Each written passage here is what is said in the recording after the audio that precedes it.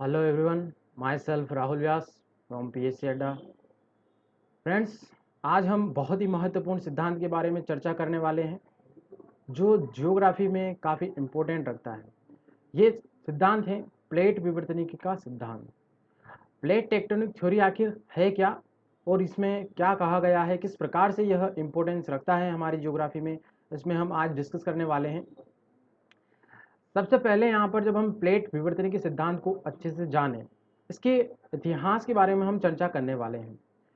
अगर मैं नॉर्मली आपको प्लेट विवर्तनिक सिद्धांत को याद रखने के लिए वन लाइन में बताऊं तो प्लेट विवर्तनिका का आप यहाँ पर सामान्यतः अर्थ निकालेंगे प्लेटों का खिसकना, यानी कि प्लेटें एक जगह से दूसरी जगह गति कर रही हैं, यही क्या है प्लेट विवर्तनिक सिद्धांत।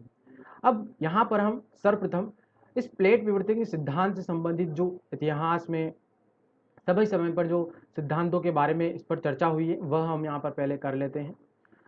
सर्वप्रथम जो है महोदय आए हैं, ये हैं अल्फ्रेड वेगनर। इन्होंने 1912 1912 में एक सिद्धांत दिया था जिसका नाम था महाद्वीपीय प्रवाह सिद्धांत, महाद्वीपीय विस्थापन सिद्धांत। इस सिद्धांत में इन्होंने महाद्वीपों के गमन करने की जो है व्याख्या की थी कि किस प्रकार से वह अलग अलग बिखरे हैं, और उसके बारे में अल्फ्रेड वेगनर ने विस्तृत चर्चा की है, उसके बारे में विस्तृत सिद्धांत को हमारे सामने प्रस्तुत किया है जिसको हमने अच्छे से जाना है। इसके बाद इसी सिद्धांत को, महाद्वीपीय विस्थापन के सिद्धांत को एक विकास के रूप में यहाँ प्रतिपादित करने वाले महोदय आए हैं, उनका नाम है हैरियस। हैरियस 1962 में 1962 में प्लेट विवर्तनिक सिद्धांत को प्रतिपादन करते हैं। यह महाद्वीपीय विस्थापन सिद्धांत का ही एक विकास रूप है जिसमें ये महत्वपूर्ण जो हम कहें घटना के बारे में व्याख्या विशेष रूप से प्लेट विवर्तनिक सिद्धांत के रूप में करते हैं।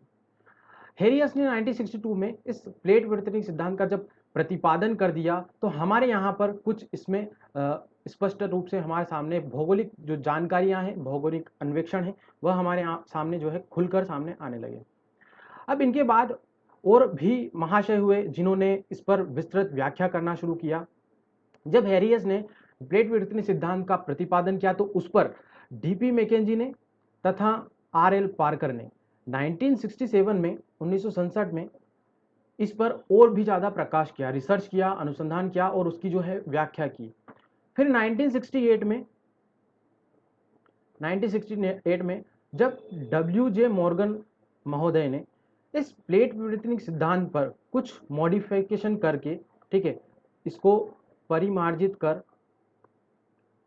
इसको मॉडिफिकेशन करके एक नया सिद्धांत का नाम दिया है जिसको है हम पढ़ते हैं प्लेट विवर्तनिकी सिद्धांत। ठीक है, तो डब्ल्यू जे मॉर्गन जो हुए हैं, मॉर्गन, इन विद्वान ने इस प्लेट विवर्तनिक सिद्धांत जिसको हैरियस ने प्रस्तुत किया था, इसी को मॉडिफाइड करके जो है हमारे सामने प्रस्तुत किया और उसको एक वैज्ञानिक आधार जो है प्रदान किया। उस पर विस्तृत जो है हमारे सामने उसका रिसर्च प्रस्तुत की, उसके बारे में कारण, रीजन, सभी जो घटनाओं के बारे में किस प्रकार से प्लेट विवर्तनिक सिद्धांत कार्य करता है, सब कुछ हमें जो है 1968 में जो है डब्ल्यू जे मॉर्गन ने बताया। इसलिए आप दो महोदय का नाम याद रखिए प्लेट विवर्तनिक सिद्धांत में। एक तो हुए हैरियस जिन्होंने 1962 में इस सिद्धांत को पहले प्रतिपादित किया, परंतु उसको मॉडिफाइड रूप में, परिमार्जित रूप में हमारे सामने वैज्ञानिक आधार पर डब्ल्यू जे मॉर्गन ने 1968 में प्रतिपादित किया। अब ये सिद्धांत आखिर है क्या, इसके बारे में हम चर्चा करेंगे कि प्लेट विवर्तनिक सिद्धांत में आखिर कहा क्या गया है। प्लेट विवर्तनिक सिद्धांत कुछ इस प्रकार है, इन्होंने इसके अनुसार बताया है कि हमारी जो पृथ्वी है, पृथ्वी की भूपर पट्टी यानी कि क्रस्ट की बात कर रहे हैं, जो हमारी भूपर पट्टी है पृथ्वी की, वह अनेक प्लेटों में विभक्त है। प्लेट इन्होंने किसको कहा है दोस्तों, प्लेट भूपर पट्टी की एक सुगठित भाग होता है, यानी कि हम कहें मजबूत भाग होता है जो कभी विघटित नहीं होता है, उसे ही हमने क्या कहा है, प्लेट कहा है। हमारी पृथ्वी पर जो क्रस्ट है, भूपर पट्टी है, वह अनेक प्लेटों में विभक्त है इस सिद्धांत के अनुसार, और ये प्लेटें जो हैं 100 किलोमीटर की मोटाई वाले लिथोस्फीयर से निर्मित है। तो ये जो प्लेटें हैं 100 किलोमीटर की मोटाई, इनकी मोटाई कितनी बताई गई है, 100 किलोमीटर की मोटाई लगभग। सभी जो प्लेटें हैं उनकी लगभग अलग अलग जो है मोटाई होती है, परंतु 35 से लगाकर 100 किलोमीटर की इनकी मोटाई मानी जाती है। तो ये जो प्लेटें हैं वो किससे बनी हुई है, लिथोस्फीयर से निर्मित है।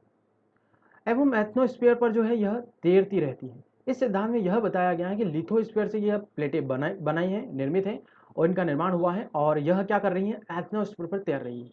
अब यहाँ पर समझेंगे हम कि इन दोनों का मतलब क्या है। इस आप डायग्राम में देख पाएंगे कि ये रहा लिथोस्फीयर, ठीक है। लिथोस्फीयर क्या कर रहा है, एथनोस्फीयर, एथनोस्फीयर पर तैर रहा है। लिथोस्फीयर को हम बोलते हैं स्थल मंडल का भाग, यानी कि नॉर्मल इसे हम प्लेट कहते हैं, ठीक है। और प्लेट जो है क्या कर रही है, लिथोस्फीयर वह एस्थनोस्फीयर पर तैर रहा है। एस्थनोस्फीयर का नाम क्या है, दुर्बलता मंडल। अब दुर्बलता मंडल की जब हम यहाँ चर्चा करें एस्थनोस्फीयर की, तो जब एस्थनोस्फीयर पर लिथोस्फीयर तैर रहा है तो आखिर कोई तो रीजन होगा कि जिसकी वजह से यह तैर रहा है। इसके गति का कारण हम जानेंगे। सबसे पहले यहाँ पर यह जो एस्थनोस्फीयर है, ठीक है, यह एस्थनोस्फीयर जो दिख रहा है ये किससे मिलकर बना है, तो सीमा से मिलकर बना है। इन्होंने इस सिद्धांत में यह बताया है कि यह जो लिथो एस्थनोस्फीयर है वह किससे बना है, सीमा से बना है। सीमा का मतलब सिलिका और मैग्नीशियम। अब यहाँ पर क्या होता है, इसमें इसका मुख्य कारण क्या है, इन्होंने यह तो कह दिया कि सिद्धांत के अनुसार जो है लिथोस्फीयर जो स्थलमंडल वाला भाग है, प्लेट है, वह क्या कर रही है, स्थोनोस्फीयर पर तैर रही है। स्थोनोस्फीयर में क्या है, तो सिलिका और मैग्नीशियम है। अब यहाँ पर इसके गति का कारण हम यहाँ पर बात करें कि आखिर क्या रीजन है जिसकी वजह से ये प्लेटें जो है इस पर तैर रही हैं, तो इनका रीजन ये बताते हैं इसी सिद्धांत के अनुसार कि इसमें रेडियो सक्रिय जो तत्व होते हैं, रेडियोधर्मी पदार्थ भी हम कहते हैं इसे, ठीक है, जो रेडियोधर्मी जो तत्व होते हैं वह क्या है, इसमें मौजूद होने की वजह से क्रिया करते हैं, जिसको इन्होंने क्या कहा है, सिलिका और मैग्नीशियम से मिलकर यह बना हुआ है। तो इसमें जब रेडियोधर्मी तत्वों की उपस्थिति मौजूदगी होती है तो ये एक दूसरे से जब रिएक्शंस करते हैं तो वहां पर ऊर्जा उत्पन्न होती है। ऊर्जा जब उत्पन्न होती है तो यह ऊर्जा संवहनी जो तरंगों के माध्यम से, ठीक है, संवहनी तरंगों के माध्यम से इसमें चक्कर लगाने लग जाती है, ठीक है। यह ऊर्जा जब उत्पन्न हो जाती है रेडियोधर्मी तत्वों के एक परस्पर क्रिया करने के माध्यम से, तब यह ऊर्जा चक्रीय प्रक्रम स्वरूप संवहनी तरंगों के रूप में यहाँ पर चक्कर लगाने लग जाती है। और इस प्रकार से जब यह गति करने लग जाता है अंदर, तो वह क्या होता है कि यह इस प्रकार से संवहनी तरंगों पर क्या करता है, यहाँ पर स्थल मंडल भाग जो उस पर अवस्थित है उस पर क्या करता है, प्रेशर क्रिएट करता है, बल लगाता है ऊपर की ओर। इसकी वजह से जब ये इसको धकेलता है तो यहाँ पर जो ऊर्जा है, ठीक है, सिलिका और मैग्नीशियम के अंदर जो ऊर्जा है वह क्या करती है, इसको धकेलती है और इस प्रकार से हमारा जो लिथोस्फीयर है, स्थल मंडल जो भाग है, वह क्या करता है, गति करने लग जाता है। अब एक और चीज, यहाँ पर जब हम सीमा इसको इस सिद्धांत के अकॉर्डिंग कहते हैं तो नॉर्मली यहाँ पर हम इसको जानते हैं मैग्मा के नाम से, ठीक है। मैग्मा आप जानते होंगे, मैग्मा इसे हम कह सकते हैं, ठीक है। तो ये जो मैग्मा होता है इसी पर क्या होता है, लिथोस्फीयर तैरता रहता है। अब यहाँ पर जब हम मैग्मा की बात कर रहे हैं तो इस मैग्मा में भी यह प्रोसेस होती रहती है। अब मैग्मा क्या होता है, तो मैग्मा एक अर्ध तरल अवस्था में गाढ़ा पदार्थ होता है जो हमारे प्लेटों के नीचे अवस्थित है, ठीक है। मैग्मा तो आप जानते होंगे भली भांति। तो यहाँ पर जो लिथोस्फीयर है वो एस्थेनोस्फीयर पर तैर रहा है, यह सिद्धांत इसके अकॉर्डिंग कहता है। अब हम यहाँ पर इन्हीं प्लेटों के बारे में चर्चा करने वाले हैं। पहले जब हम प्लेटों की संख्या की बात करें कि आखिर प्लेटें कितनी हैं, ठीक, ये प्लेटों के बारे में तो इन्होंने सिद्धांत में कह दिया, आखिर प्लेटें कितनी है हमारी अर्थ पर, तो ये कहते हैं कि प्लेटों की संख्या कोई हम पक्का तौर पे सुनिश्चित तौर पर हम यह नहीं कह सकते कि प्लेटें जो हैं वो फिक्स हैं, परंतु कुछ कहते हैं वैज्ञानिक, उसमें थोड़ा सा डिफरेंस होता है, परंतु सामान्यतः हमारे भूपटल पर 7 बड़ी और 14 छोटी जो है प्लेटें को मान्यता प्राप्त है, ठीक है। अब इन्होंने बताया है कि 7 तो बड़ी प्लेटें हैं और 14 जो है छोटी प्लेटें हैं हमारे भूपटल पर। तो आखिर इन प्लेटों के बारे में हम जान लेते हैं कि प्लेटें कौन कौन सी हैं, ठीक है। सबसे पहले हम 7 बड़ी प्लेटों के बारे में बात करते हैं। आप इन 7 प्लेटों के नाम नोट डाउन जरूर कर लीजिएगा, ठीक है। ये 7 प्लेटें कौन कौन सी हैं, सबसे पहले यहाँ पर आपको दिखेगी एक नॉर्थ अमेरिकन प्लेट, ठीक है, यानी कि उत्तरी अमेरिकी प्लेट। फिर यहाँ पर एक और प्लेट है, ये बड़ी प्लेट है, साउथ अमेरिकन प्लेट यानी कि दक्षिण अमेरिकी प्लेट। इसके बाद एक और है, यह है इंडो ऑस्ट्रेलियन प्लेट भी बोलते हैं इसे, ठीक है, तो ऑस्ट्रेलियन प्लेट। इसके बाद यहाँ पर आएगी एक यूरोपियन प्लेट और इसको यूरेशियाई प्लेट भी कहते हैं, ठीक है। इसके बाद आपको मिलेगी यहाँ पर, ठीक है, अफ्रीकन प्लेट, ठीक है। तो ये अफ्रीकन प्लेट और ये बाकी जो 6 प्लेटें मैंने आपको बताई, ये सभी क्या हैं, बड़ी बड़ी प्लेटें हैं।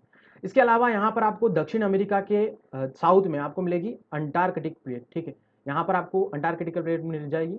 ठीक है, तो ये 7 बड़ी बड़ी प्लेटें हमारे अर्थ पर इन्होंने बताई हैं। इसके बाद भी जो है कुछ छोटी छोटी प्लेटें हैं, उसके बारे में भी हम देख लेते हैं। यहाँ पर कुछ प्रमुख छोटी प्लेटों का विवरण दिया गया है, जैसे कि फिलीपींस प्लेट, ठीक है, उसके बाद जुआन डी फूका प्लेट, फिर कोकोस प्लेट, फिर यहाँ पर ये प्रशांत जो प्लेट है ये बड़ी प्लेट है। ठीक है, और यहाँ पर जो है ये नाजगा प्लेट है, यह कौन सी प्लेट है, तो छोटी प्लेट है। फिर इसके बाद इसी प्रकार से कैरेबियन प्लेट यहाँ पर मिल जाएगी आपको, और यहाँ पर मिलेगी आपको एक और। तो ये सभी जो है प्रमुख प्लेट हैं, और यहाँ पर स्कोशिया प्लेट। ठीक है, तो यहाँ पर ये सारी बड़ी प्लेटें और छोटी प्लेटें आपको मैप में क्लियर हो जाएगी, ताकि ये भी आपको समझ में आ जाए कि कौन कौन सी प्लेटों के बारे में यहाँ पर हम चर्चा करने वाले हैं। ठीक है, तो ये मुख्य प्लेटें हैं जिनको आपको याद रखना है और नोट डाउन भी जरूर कर लीजिएगा। अब यहाँ पर हम आगे बढ़ेंगे।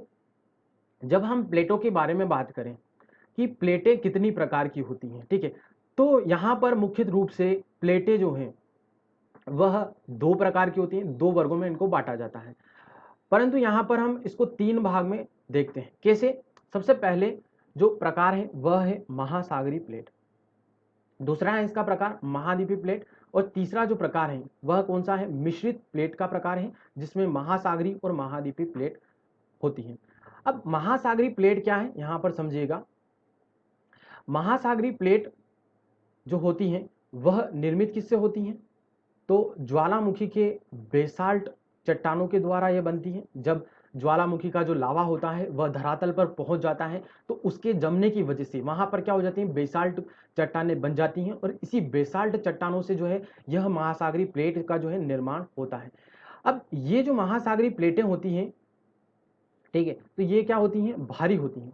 इसमें मैंने आपको बताया कि जो बेसाल्ट चट्टानें होती हैं उसकी वजह से इनका निर्माण होता है, तो इसका जो भार होता है इसमें काफी वजन होता है, तथा इसकी जो मोटाई की बात करें हम, तो मोटाई जो है इसकी क्या होती है, बहुत कम होती है। ठीक है, अब एग्जाम्पल के रूप में आप महासागरीय प्लेट के रूप में ले सकते हैं प्रशांत महासागर प्लेट। ठीक है, जो प्रशांत महासागर प्लेट है बड़ी प्लेट है, तो यह किस प्रकार की प्लेट है, महासागरीय प्लेट है।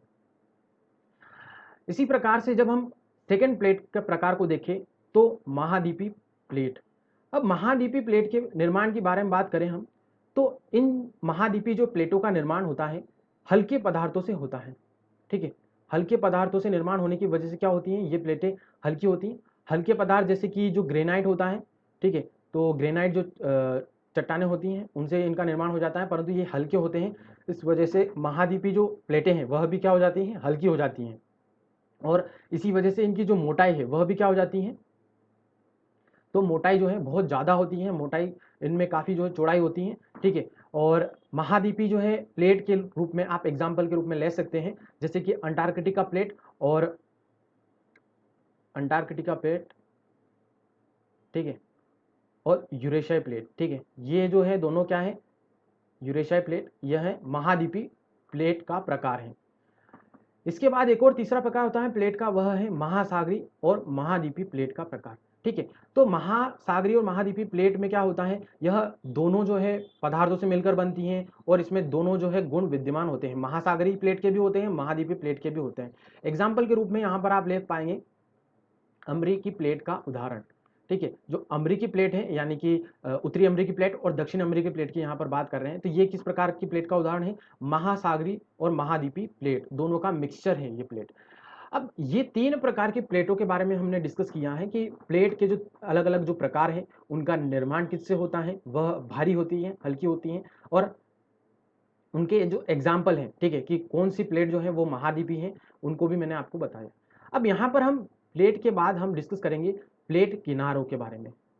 आखिर जो प्लेटें हैं, यानी कि मैंने आपको बताया कि जो प्लेट हम किसे कहते हैं, भूपर पट्टी का वह एक मजबूत भाग होता है जो कभी विघटित नहीं होता, परंतु वह क्या है, एक दृढ़ भूखंड है, हमारे पृथ्वी का क्रस्ट का एक भाग है जो किसी काल में टूट गया है। परंतु यहाँ पर ये प्लेटें जो जब दृढ़ भूभाग की हम बात करते हैं, तो दृढ़ भूभाग का मतलब यह नहीं होता है कि वह जो है गति नहीं करती, वह एक स्थिरावस्था में, इसका मतलब यह नहीं। उसके सभी प्लेटों के अपने अपने किनारे होते हैं, और इन्हीं किनारों के सहारे जो है ये प्लेटें गमन करती हैं एक स्थान से दूसरे स्थान पर। ठीक है। तो इसी वजह से जब ये प्लेटें गति करती हैं तो गति करने के आधार पर ये अलग अलग जो है इनके किनारे होते हैं। इन्हीं किनारों को यहाँ पर गतिशीलता के आधार पर 3 प्रकार में डिवाइड किया गया है। प्लेट किनारे 3 प्रकार के होते हैं, ठीक है। तो यहाँ पर 3 किनारे कौन कौन से हैं, तो एक है विनाशात्मक प्लेट किनारा, दूसरा है रचनात्मक प्लेट किनारा और तीसरा है संरक्षी प्लेट किनारा। अब ये तीनों किनारे क्या हैं इसके बारे में हम बताते हैं यहाँ पर। तो इसी सिद्धांत में इन किनारों की व्याख्या की गई है कि जो विनाशात्मक किनारा हुआ, संरचनात्मक किनारा और संरक्षित प्लेट किनारा, इनसे किस प्रकार की स्थितियां निर्मित होती हैं, किस प्रकार से ये गमन करती हैं, वह सभी जो है सिद्धांत बताया गया है। फर्स्ट हम स्टार्ट करते हैं विनाशात्मक प्लेट किनारे से। विनाशात्मक प्लेट किनारा क्या है? नॉर्मली इसके डेफिनेशन की बात करें तो विनाशात्मक प्लेट किनारा इस प्रकार से बनता है कि जब एक प्लेट दूसरी प्लेट के नीचे धंसती है और जहां भूपरपट्टी नष्ट होती है, ठीक है, भूपरपट्टी नष्ट हो रही यानी कि विनाश हो रहा है। और यहां पर जब दो प्लेटें, ठीक है, एक प्लेट और दूसरी प्लेट, जब दो प्लेटें आपस में टकराती हैं तो वहां क्या हो जाती है, प्लेटें जो है धंस जाती हैं और वहां पर क्या होता है, भूपरपट्टी का नष्ट हो जाता है, हमारी जो क्रस्ट है वह टूट जाती है। और जहां पर ये टूटती है वह क्या हो जाता है, वहां पर अभिसीरण सीमा है। वह स्थान जहां प्लेट धंसती हैं इसे हम क्या कहते हैं, प्रविष्टन क्षेत्र भी कहते हैं। अब इस प्रकार की जो गति करती हैं वह प्लेटें क्या कहलाती हैं, अभिसारी प्लेटें कहलाती हैं। अब इसे और अच्छे से हम डायग्राम में समझेंगे कि आखिर किस प्रकार से विनाशात्मक किनारा जो है हम इसको कहते हैं। फॉर एग्जाम्पल यहाँ पर पहले आप समझ लीजिएगा कि जब दो नावें एक दूसरे से टकराती हैं, ठीक है, जो दो नाव है वह एक दूसरे से टकराती हैं, तो जो भारी नाव होगी वह क्या करेगी, हल्की नाव के जो है नीचे धंस जाती है और उनके जो किनारे हैं वो क्या हो जाते हैं, आपस में टूट जाते हैं। इसी प्रकार से कुछ विनाशात्मक प्लेट किनारा भी जो है यहाँ पर क्रिया करते हैं। इस डायग्राम में आप देख पाएंगे कि इनकी जो दिशा है, ठीक है, इनकी दिशा किस ओर है, एक दूसरे की ओर है, यानी कि ये एक दूसरे की ओर गति कर रहे हैं। अब जब एक प्लेट दूसरी प्लेट की ओर गमन कर रही है तो यहां पर क्या होगा कि जब ये इस क्षेत्र में पहुंचेगी, ठीक है, कौन सा क्षेत्र, प्रविष्टन क्षेत्र, इस क्षेत्र को बेनी ऑफ मेखला, बेनी ऑफ मेखला यानी कि बेनी ऑफ जोन भी कहा जाता है, जहां पर ये प्लेटें टकराती हैं और वहां पर किसी प्रकार का जो है हमें नुकसान होता है या फिर निर्माण होता है, ठीक है। अब यहां पर समझिएगा कि जब दोनों प्लेटें एक दूसरे के करीब आएगी, टकराएगी, तो वहां पर क्या होगी, वह प्लेटें आपस में टूटेगी, उनके किनारों का विनाश होगा और वहां पर जहां पर ये टूटेगी उसको क्या कहा जाता है, बेनी ऑफ जोन क्षेत्र कहा जाता है, प्रविष्टन क्षेत्र भी कहते हैं इसे। और इस प्रकार की जो प्लेटें होती हैं जो गति करती हैं एक दूसरे के विपरीत डायरेक्शन में, उसे क्या कहते हैं, हम अभिसारी प्लेटें कहते हैं।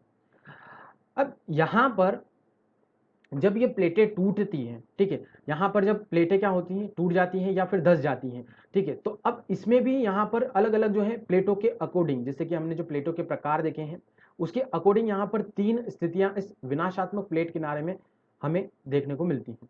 कैसी 3 स्थितियां, सबसे पहले हम फर्स्ट स्थिति की बात करेंगे। विनाशात्मक प्लेट किनारे में फर्स्ट स्थिति इस प्रकार से हो सकती है कि एक हो गई प्लेट महाद्वीपीय प्लेट, दूसरी हो गई महासागरीय प्लेट। अब दोनों प्लेटें एक दूसरे की ओर गमन कर रही हैं, तो मैंने आपको बताया कि जो महासागरीय प्लेट होती हैं वह क्या होती हैं, भारी होती हैं, और महाद्वीपीय प्लेट जो है उसका निर्माण जिस प्रकार से होता है तो वो क्या हो जाती है, हल्की हो जाती है। अब इस प्रकार की अवस्थिति में क्या होता है, जब भारी प्लेट जो महासागरीय प्लेट है वह भारी होने की वजह से क्या होती है, नीचे की ओर धंसती है, और हल्की प्लेट जो है क्या होती है, पानी हम कहें कि जो मैग्मा है, ठीक है, उस पर तैर रही होती है, तो वहां पर क्या होती है, वह ऊपर रहती है। और इसी प्रकार से जब यह नीचे चली जाती है महासागरीय प्लेट और यह ऊपर आ जाती है, तो इस अवस्थिति में यहाँ पर इसके किनारे पर, ठीक है, बेनी ऑफ जो जोन मेखला है, ठीक है, वहां पर क्या होता है, यहाँ पर या तो नीचे वाले एरिया में गर्त का निर्माण होगा, ठीक है, या फिर अगर यहाँ पर जो किनारे हैं वह टूट जाते हैं तो यहाँ पर क्या हो जाते हैं, उनके अवसाद के जमाव की वजह से यहाँ पर पर्वतों की निर्माण की उत्पत्ति हो जाती है। यानी कि फर्स्ट स्थिति में मैंने आपको बता दिया है कि यहाँ पर अगर एक महासागरीय प्लेट दूसरी महाद्वीपीय प्लेट से टकराती है तो उसमें जो भारी प्लेट होगी वह नीचे की ओर धंस जाएगी इस सिद्धांत के अकॉर्डिंग, और वहां पर जब नीचे धंसेगी तो वहां पर किसका निर्माण होता है, गर्त का, ठीक है, गर्त यानी ट्रेंच, खाई का निर्माण होता है। और जब अगर इसके यहाँ पर जो प्लेट के किनारे हैं वह टूट जाते हैं तो यहाँ पर उनके जो किनारों के टूटने की वजह से जो अवसाद होता है वह जमता है, तो जमने की वजह से क्या हो जाता है, यहाँ पर पर्वतों की उत्पत्ति हो जाती है, पर्वतों का निर्माण हो जाता है। फॉर एग्जाम्पल, उदाहरण के लिए आप प्लेटों का लिए ले सकते हैं यहाँ पर कि एक प्लेट हो गई प्रशांत महासागर प्लेट और दूसरी जो है प्लेट हो गई अमेरिकी प्लेट। ठीक है, एक प्लेट हो गई प्रशांत महासागर प्लेट और दूसरी हो गई अमेरिकी प्लेट। अब ये दोनों जब प्लेटें आपस में टकरा रही हैं, एक दूसरे की दिशा की ओर गमन कर रही हैं। ठीक है, प्रशांत महासागर प्लेट पूर्व की दिशा की ओर गमन कर रही हैं और अमेरिकी प्लेट जो है वो पश्चिम की दिशा की ओर प्रवाहित हो रही हैं। तो इस वजह से आपको यहाँ पर देखने को मिलेगा कि इस कंडीशन में जो फर्स्ट वाली कंडीशन है, इसी के उदाहरण स्वरूप इन दोनों के टकराने की वजह से यहाँ पर क्या हुए हैं, तो गर्तों का निर्माण हुआ है एक, तो दूसरा जो है यहाँ पर रोकी और एंडीज पर्वत। ठीक है, रोकी और एंडीज जो पर्वत श्रृंखला है उनका निर्माण भी इसी प्रकार से हुआ है। तो यहाँ पर जो हमने सिद्धांत देखा है, इसी के अकॉर्डिंग यहाँ पर ये एग्जाम्पल के थ्रू यह भी आप समझ पाएंगे कि किस प्रकार से यह सिद्धांत लागू हो रहा है। जब प्लेटें टकरा रही हैं आपस में तो वहां पर इस प्रशांत प्लेट और अमेरिकी प्लेट के टकराने से क्या उत्पत्ति हुई है, तो वहां पर रोकी और एंडीज पर्वत श्रृंखला की उत्पत्ति हुई है। अब यहां पर इसकी जो सेकेंड स्थिति की हम बात करें कि सेकेंड स्थिति जो है वह किस प्रकार से हो सकती है, तो यहां पर एक और स्थिति हो सकती है कि एक प्लेट जो है वह महासागरी है, दूसरी प्लेट भी महासागरी ही हो, परंतु यहां पर जब हल्की महासागरी कोई प्लेट होगी और दूसरी जो है प्लेट वह भारी महासागरी प्लेट होगी, तो वहां पर क्या होगा, फिर से जो भारी वाली होगी प्लेट वह क्या हो जाएगी, नीचे की ओर चली जाएगी, धंस जाएगी, और हल्की वाली जो प्लेट है वह क्या होगी, मैग्मा के ऊपर, सीमा के ऊपर तैरती रहेगी। तो इस कंडीशन में यहां पर फिर से क्या होगा कि जो नीचे वाला एरिया है जहां पर वह प्लेट धसेगी, तो वहां पर क्या होगा, महासागरी गर्तों का निर्माण होगा। और ऊपर वाला जो एरिया है, ठीक है, वहां पर क्या निर्माण होने की स्थिति उत्पन्न होती है, तो वहां पर ज्वालामुखी द्वीप, ठीक है, ज्वालामुखी द्वीप जो है बनने की संभावना बनती है इस प्रकार की स्थिति में। फॉर एग्जाम्पल आप ले सकते हैं प्रशांत महासागर की जो प्लेट है वह जब जापान की जो प्लेट है उससे टकराती है, तो जो जापान की प्लेट है वह हल्की महासागर की प्लेट है, और जो प्रशांत महासागर की जो प्लेट है, ठीक है, वह कौन प्रकार की है, तो वो भारी प्लेट है। तो जब प्रशांत महासागर की प्लेट जापान की प्लेट से टकराती है तो यहाँ पर क्या होता है, महासागरी जो है गर्त, यानी कि बहुत सारे जो गर्त हैं आपको इसी जो है श्रृंखला में, जहां पर ये दोनों आपस में प्लेटें टकरा रही है वहां पर जो है आपको मिलेंगे ही मिलेंगे। ठीक है, वहां पर बहुत सारे गर्त हैं जिसमें एक फेमस सबसे ज्यादा जो गहरा है हमारे पूरी अर्थ का वह है मेरियाना ट्रेंच। ठीक है, तो उसी एरिया में आपको मिल जाएगा फिलीपींस के समय। तो यहाँ पर इस उदाहरण के रूप में आप यह भी समझ पाएंगे कि ये जो सेकंड वाली स्थिति है इसकी स्थिति से भी हमारे यहाँ पर अलग अलग जो है पर्वतों की उत्पत्ति, ठीक है, फिर यहाँ पर जब दो महासागरी प्लेटें टकराती हैं तो वहां पर ज्वालामुखी द्वीपों की उत्पत्ति भी होती है, महासागरी गर्तों की उत्पत्ति का निर्माण भी होता है। तीसरी जो स्थिति की हम यहाँ पर बात करें तो तीसरी स्थिति इस प्रकार से हो सकती है कि एक प्लेट तो महाद्वीपीय प्लेट हो सकती है और दूसरी प्लेट जो है वह किस प्रकार की होगी, वह भी महाद्वीपीय प्लेट होगी। जब दोनों ही महाद्वीपीय प्लेट हो तो वहां पर क्या होगी, प्लेटें तो हल्की होती हैं महाद्वीपीय प्लेटें, परंतु उसमें भी जो भारी प्लेट होगी वह क्या होगी, तो यहां पर जब दोनों प्लेटें, ठीक है, भारी प्लेट और हल्की प्लेट दोनों अगर भारी भी रही या हल्की भी रही तो उसमें क्या होगा कि दोनों प्लेटें जब आपस में इस प्रकार से गति करेगी एक दूसरे की साइड, तो वहां पर विनाशात्मक प्लेट किनारे की अवस्थिति होने की वजह से क्या हो जाएगी, आपस में टकराएगी, और वो ठोस रूप में होने की वजह से क्या होगी, जब टकराएगी तो वहां पर अवसाद जमा होगा, अवसाद के जमा होने की वजह से क्या होगा, वहां पर पर्वतों की उत्पत्ति होगी। ठीक है, तो यहां पर क्या होती है, जब दो महाद्वीपीय प्लेटें टकराती हैं तो वहां पर पर्वतों की उत्पत्ति होती है। फॉर एग्जाम्पल जो हिमालय पर्वत की उत्पत्ति है, ठीक है, हिमालय पर्वत की उत्पत्ति है हमारे भारत में, वह भी इसी जो है प्रक्रिया के तहत हुई है। जैसे कि जो यूरेशियाई प्लेट थी, ठीक है, यूरेशियाई प्लेट जब नॉर्थ में थी और यहाँ पर जब हमारे यहाँ पर जो दक्षिण प्रायद्वीपीय पठार की हम कहें प्रायद्वीपीय भारत की, तो जो इंडो ऑस्ट्रेलियन प्लेट थी जब इस प्रकार से वह यूरेशियाई प्लेट से टकराई तो यहां पर इसके टकराने की वजह से क्या हुआ, हिमालय पर्वत की उत्पत्ति हुई है। ठीक है, तो ये जो है सिद्धांत जिसमें हम बात कर रहे हैं विनाशात्मक प्लेट किनारे की, तो उसमें अलग अलग स्थितियों के माध्यम से अलग अलग जो है स्थितियों के निर्माण की कंडीशन जो है बनती हैं। ठीक है, अब हम आगे देखेंगे नेक्स्ट किनारे की, हम यहाँ पर बात करेंगे रचनात्मक प्लेट किनारा। ठीक है, रचनात्मक प्लेट किनारा क्या है? तो यह प्लेट किनारा इस प्रकार से बनता है कि जब दो प्लेटें एक दूसरे से विपरीत दिशा में, ठीक है, अपोजिट डायरेक्शन में अलग हटती हैं, एक दूसरे से अलग विपरीत दिशा में जाती हैं, तथा नई प्रॉपर्टी का जो है निर्माण होता है। ठीक है, नई जो है क्रस्ट का निर्माण करती हैं, उन्हें अपसारी जो है प्लेट कहा जाता है। ठीक है, ये जो प्लेटें होती हैं दोस्तों, जो रचनात्मक प्लेट किनारे में इस प्रकार से गति करती हैं अपोजिट डायरेक्शंस में, उसे अपसारी प्लेट कहते हैं। और वह स्थान जहां से प्लेट एक दूसरे से हटती है, जहां से ये दोनों अपोजिट डायरेक्शन में प्रस्थान करती हैं, उसे क्या कहते हैं? प्रसारी स्थान भी कहा जाता है। कैसे? यहां पर फिर हम डायग्राम में समझेंगे कि दो प्लेटें एक दूसरे की विपरीत डायरेक्शन में यहां पर जा रही हैं। ठीक है, तो इस प्रकार की जो है प्लेटें क्या कहलाती हैं? अपसारी प्लेटें कहलाती हैं। और जहां से ये हट रही होती हैं उसको क्या कहते हैं? प्रसारी स्थान।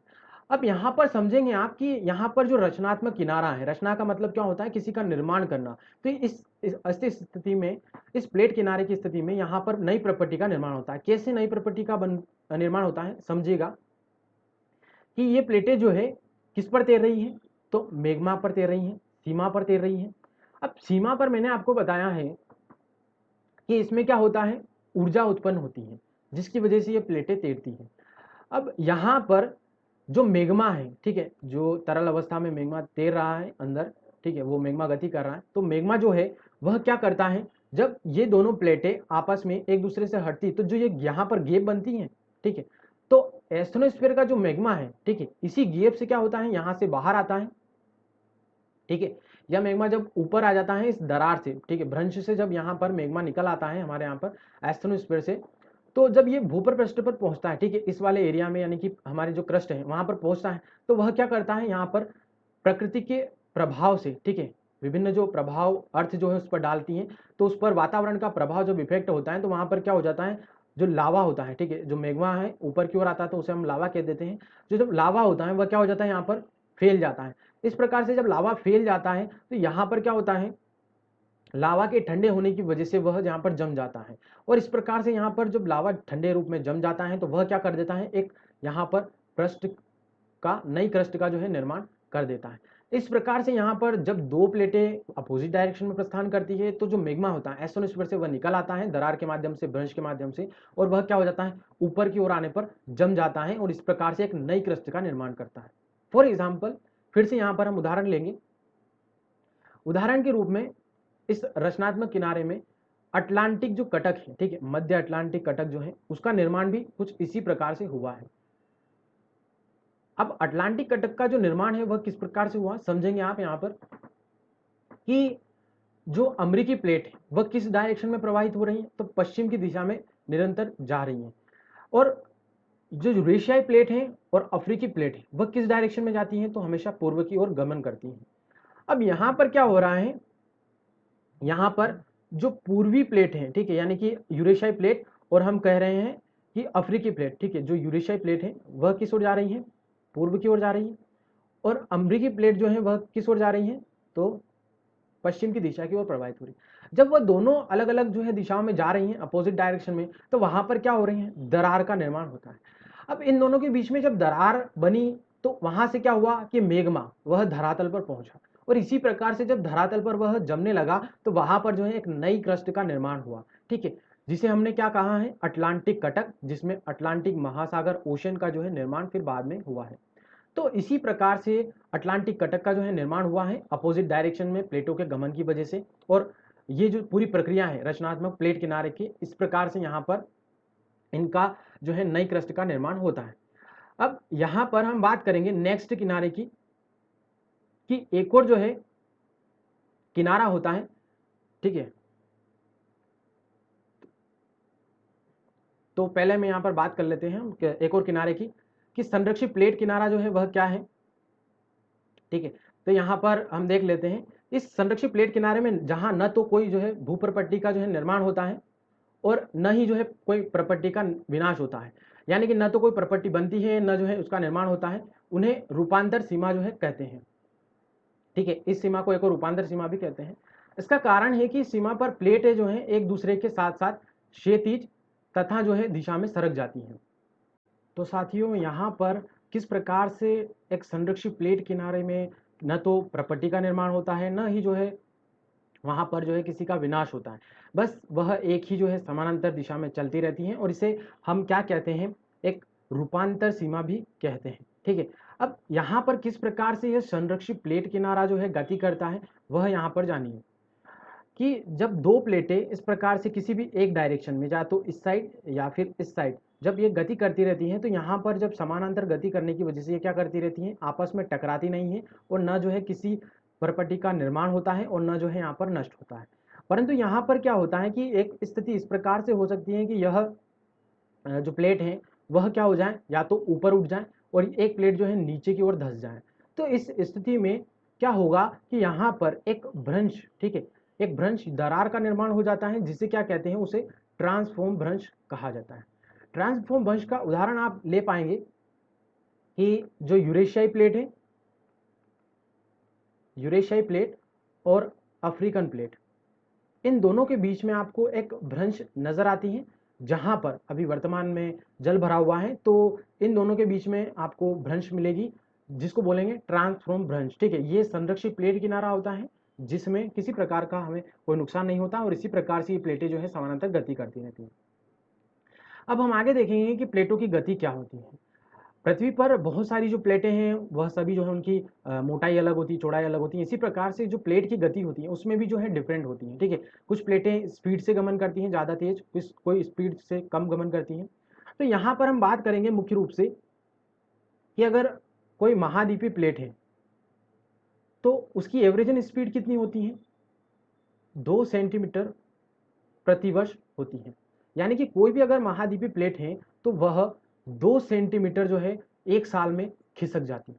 इसी प्रकार से अगर हम महासागरीय प्लेट की बात करें तो महासागरीय प्लेट 5 सेंटीमीटर जो है प्रति वर्ष खिसक जाती है। ठीक है, तो ये औसतन एवरेजन स्पीड है जो हम मान सकते हैं कि कोई भी महाद्वीपीय प्लेट या महासागरीय प्लेट इस स्पीड से, ठीक है, इतना सेंटीमीटर खिसकती है। अगर हम सर्वाधिक तेज वाली स्पीड की बात करें हम कि पृथ्वी पर ऐसी कौन सी प्लेट है जो सबसे तेज स्पीड से गमन करती है, तो वह है ग्रीनलैंड की प्लेट। ठीक है, जो ग्रीनलैंड प्लेट है वह उसकी स्पीड है 20 सेंटीमीटर पर ईयर, यानी कि प्रत्येक साल में वह कितनी खिसक जाती है, 20 सेंटीमीटर खिसक जाती है। अब यहाँ पर पहले यह भी कहा जाता रहा है कि जो ग्रीनलैंड था, ठीक है, जब यह भूमध्य रेखा पर था, यानी कि पेंजिया महाद्वीप के समय, तो वहां पर इस पर जो है काफी सघन वन थे, यानी कि उसमें पेड़ पौधों की जो है काफी सघनता थी, वहां पर काफी वनस्पतियां थी। परंतु जब ये स्पीड से, ठीक है, जब 20 सेंटीमीटर की स्पीड से इस प्रकार से प्लेटों की जो गति में यह नॉर्थ की ओर गमन करती गई, तो जो ग्रीनलैंड है वह कहाँ पहुंच गया, अब उत्तरी ध्रुव के करीब पहुंच गया। इस वजह से वहां पर क्या हुआ कि वहां का एरिया ठंडा होने की वजह से, वहां की जो जलवायु है वह शीत प्रदान होने की वजह से क्या हुआ कि उसके जो सघन वन थे वह क्या हो गए, नष्ट हो गए। और अब वहां का जो इलाका है वह काफी बंजर है, वीरान है, और वहां पर किसी प्रकार की कोई वनस्पति, ठीक है, जो हमारे लिए उपयोगी होती है वह नहीं उगती है। तो इस वजह से आप यहाँ पर समझ पाएंगे कि सभी जो प्लेटें हैं हमारे अर्थ पर उनकी अलग अलग स्पीड होती हैं, परंतु एवरेजन हम यहाँ पर महाद्वीपीय और महासागरीय प्लेटों की स्थिति के बारे में हम जानेंगे। अब हम नेक्स्ट बात करें कि हॉट स्पॉट क्या है। ये हॉट स्पॉट पर्यावरण से अलग है। जो पर्यावरण में हम हॉट स्पॉट पढ़ते हैं वह अलग होता है, यह भूगोल के संदर्भ में आता है जो प्लेट विवर्तन की सिद्धांत से संबंधित है।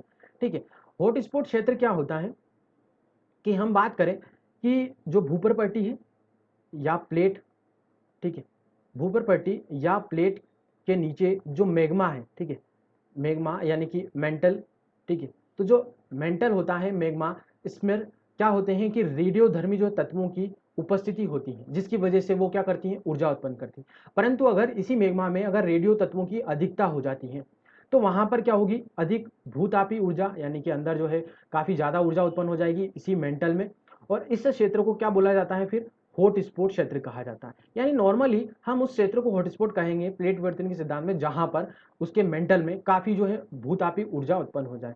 फॉर एग्जाम्पल के लिए हवाई द्वीप को, यहाँ पर क्या कहा जाता है, हॉटस्पॉट क्षेत्र कहा जाता है।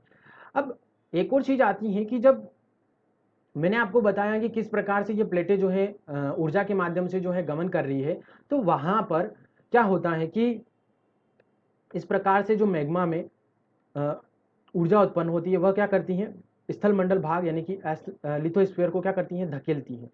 तो यहाँ पर जब ऊर्जा उत्पन्न होती है इस प्रकार से वह जब ऊपर की ओर उठती हैं, तो यह जो बेलनाकार ऊर्जा होती है, ऊपर उठने की जो प्रक्रिया होती है, इसको क्या कहा जाता है, प्लूम कहा जाता है। ठीक है, और इसी प्लूम को यहाँ पर हम इस प्लेट विवर्तनी की सिद्धांत के, जो हम प्लेटों की गति की बात करते हैं, प्लेटों की गतिशीलता की, तो इसी प्लूम को यहाँ पर जिम्मेदार माना जाता है कि इस प्लूम की वजह से जो ऊर्जा है उसी की वजह से यहाँ पर प्लेटें जो है वो गति कर रही हैं।